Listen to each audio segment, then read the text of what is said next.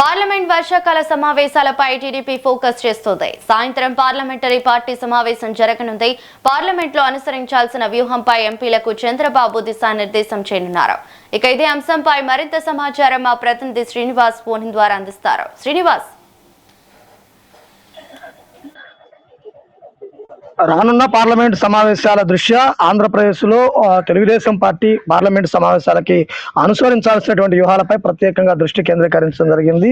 ఈ రోజు సాయంత్రం 5 గంటలకు ఉండవల్లి చంద్రబాబు నివాసంలో ఎంపీలతో చంద్రబాబు నాయుడు అధ్యక్షతన ప్రత్యేకమైనటువంటి భేటీ జరగనున్నది. అయితే జమిలీ ఎన్నికల బిల్లు తెచ్చే అవకాశం ఉన్న నేపథ్యంలో దానికి ఏ విధంగా మనం రెస్పాండ్ అవ్వాలి, అలానే మహిళా బిల్లుకు సంబంధించి డీలిమిటేషన్ బిల్లు, ఈ 3 బిల్లులు ఈ పార్లమెంట్ వర్షాకాల సమావేశాల్లో వస్తే కనుక వాటిపై తెలుగుదేశం పార్టీ ప్రత్యేక ఫోకస్ పెట్టి ఎటువంటి విధానాలు అమలుంచాలి, ఎటువంటి విధంగా ముందుకెళ్లాలి అనే విషయాన్ని కూడా చంద్రబాబు ఎంపీలకు దిశానిర్దేశం చేయనున్నారు. అయితే గతంలో డీలిమిటేషన్ అలానే మహిళా బిల్లులు పెట్టినప్పుడు 1/3 మెజార్టీ లేకపోవడం వల్ల వీగిపోయినటువంటి పరిస్థితి ఉంది. ఈసారి కొంతమంది ఎంపీలు ఎన్డీఏ కూటమిలోకి మద్దతు ఇస్తున్న నేపథ్యంలో రానున్న రోజుల్లో జమిలీ ఎన్నికలకు కానీ, డీలిమిటేషన్ కానీ, మహిళా బిల్లులకు కానీ ఈ 3 బిల్లులు కూడా వర్షాకాలం పార్లమెంట్ సమావేశాల్లో పెట్టే అవకాశం ఉన్న నేపథ్యంలో తెలుగుదేశం పార్టీ యొక్క స్టాండ్ ఏ విధంగా ఉండబోతుంది, తెలుగుదేశం పార్టీ ఏ విధంగా చెప్పబోతుంది, తెలుగుదేశం పార్టీ ఎటువంటి విధంగా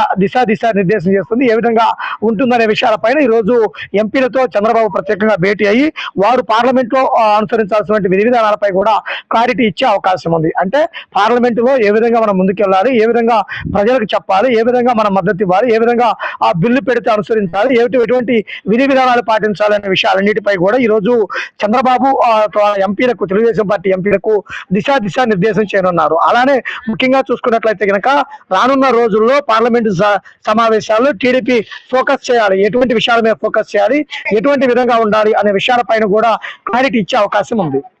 థాంక్యూ శ్రీనివాస్.